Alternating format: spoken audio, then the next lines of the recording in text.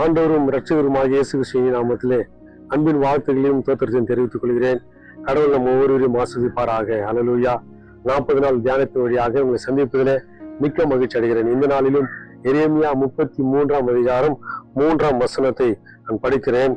என்னை நோக்கி கூப்பிடு, அப்பொழுது நான் உனக்கு உத்தரவு கொடுத்து நீ அறியாததும் உனக்கு எட்டாதமான பெரிய காரியங்களை உனக்கு அறிவிப்பேன் என்று சொல்கிறார். ஆண்டவர் நமக்கு எட்டாத காரியங்களை அவர் அறிவிக்கிறார். அது அறிவிப்பு மட்டும்தான் கொடுப்பார். அதை செயல்படுத்துவது நாம் என்று நாம் புரிந்து கொள்ள வேண்டும். அநேக நேரங்களில் வாக்குத்தத்தத்தை வைத்து ஜெபிக்கிறவங்க அந்த வாக்குத்தத்தின் வழியாக நமக்கு நடந்து வேண்டும் என்று நினைக்கிறார்கள்.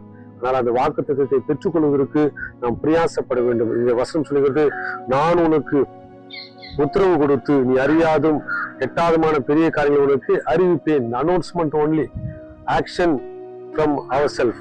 அதுதான் இங்க சொல்லப்படுகிறது. அதனால அறிவிப்பை பெற்றோர்கள் மாத்திரமல்ல, ஒரு நாள் இந்த வார்த்தையை கேட்டவர்கள் மாத்திரமல்ல, இந்த வார்த்தையின்படி நம்ம செயல்படுத்த ஆண்டவர்கள் நம்ம ஒப்பு கொடுப்போம். அப்போதுதான் நம்ம அறியாதும் எட்டாதமான பெரிய காரியங்களை நம்முடைய வாழ்க்கையில காணப்பட முடியும். நமக்கு மட்டுமல்ல, நம்முடைய குடும்பங்களையும் நம்முடைய தேசத்தையும் ஆண்டவர் ஆசீர்வதிப்பார். கர்த்தருடைய நாமம் மகிமைப்படுவதாக. ஆமென்.